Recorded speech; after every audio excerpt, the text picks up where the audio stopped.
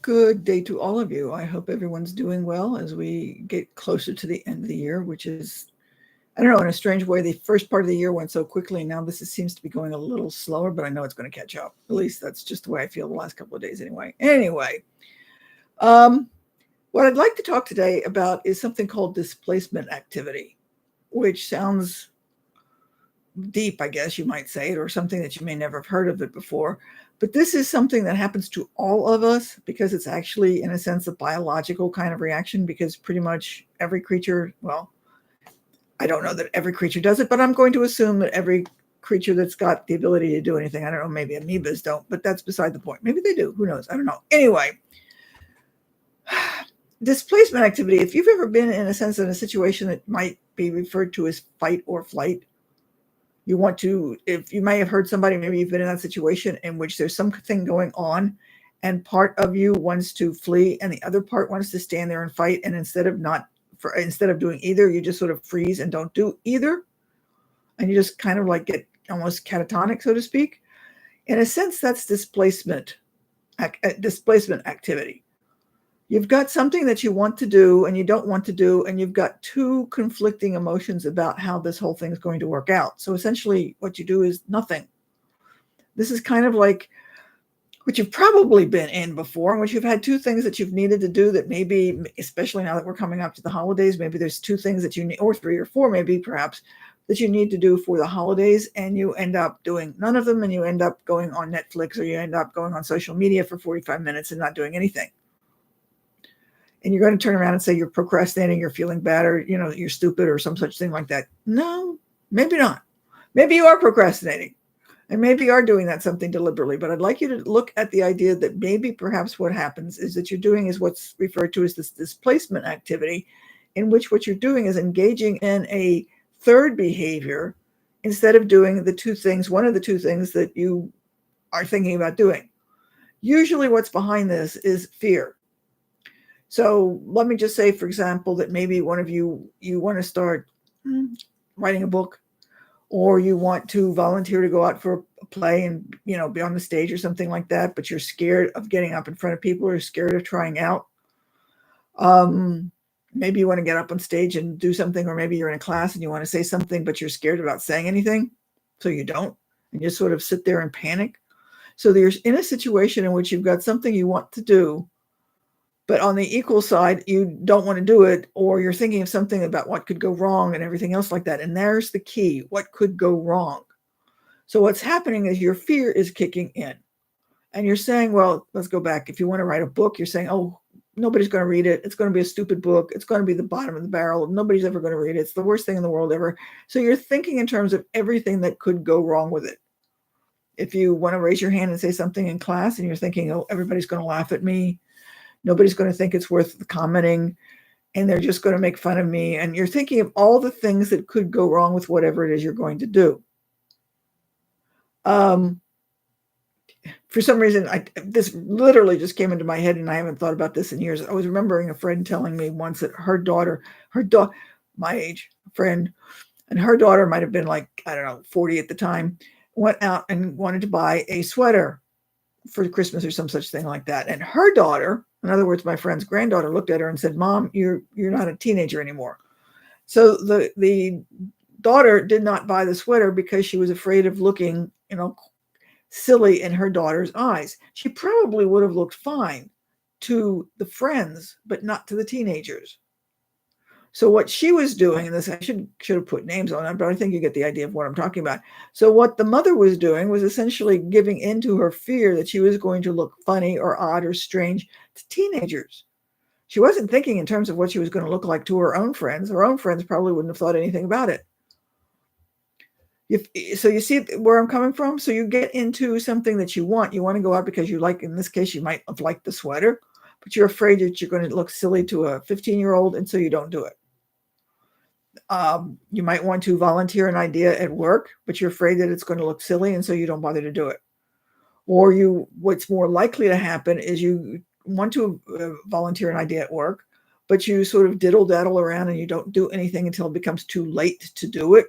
And then you say, well, it would have been a good idea. It's just that I didn't make the deadline.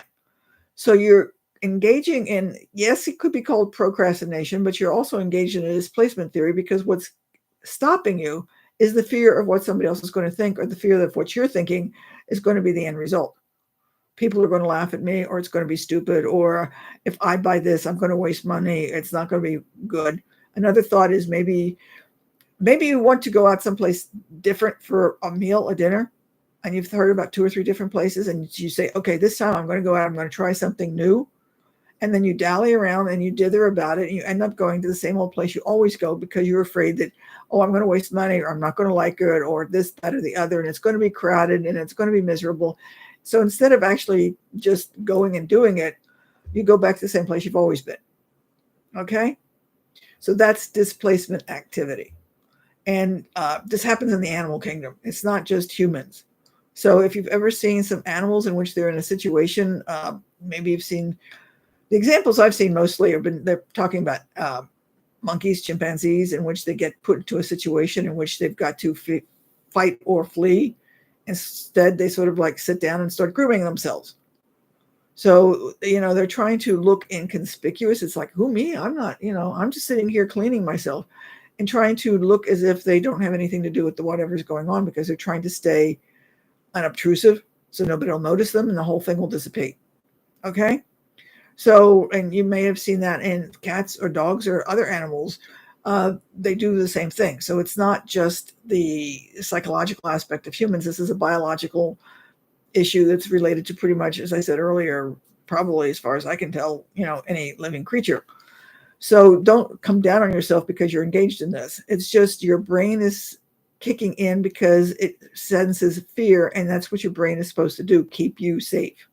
So when it gets a sense of anything that's going to be in the least little bit dangerous, it's going to make you back up and not do something, because it's basically trying to keep you safe. Now, what might be the thing that you're trying to do might actually be the best thing for you to do.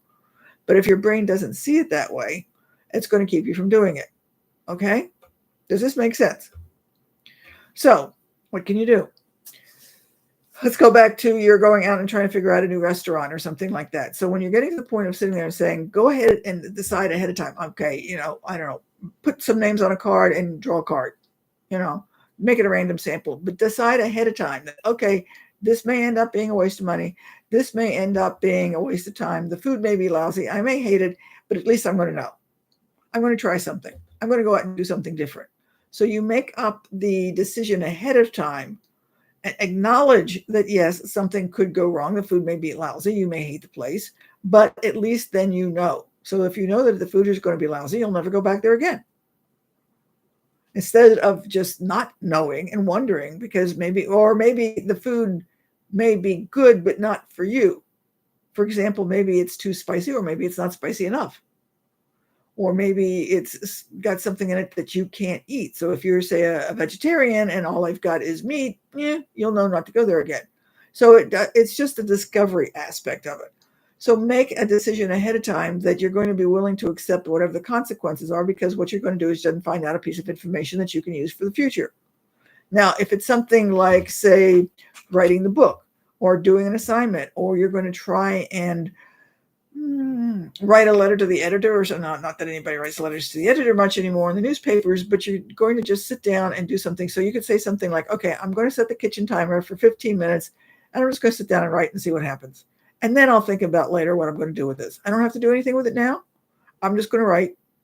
And then later on, I'll make a decision about what I want to do with it. So in a sense, you could say you're procrastinating the procrastination, so to speak. So that you're going ahead and trying that activity, trying it on for size, so to speak, to see what happens. Maybe it's some kind of sports activity. Maybe it's a game.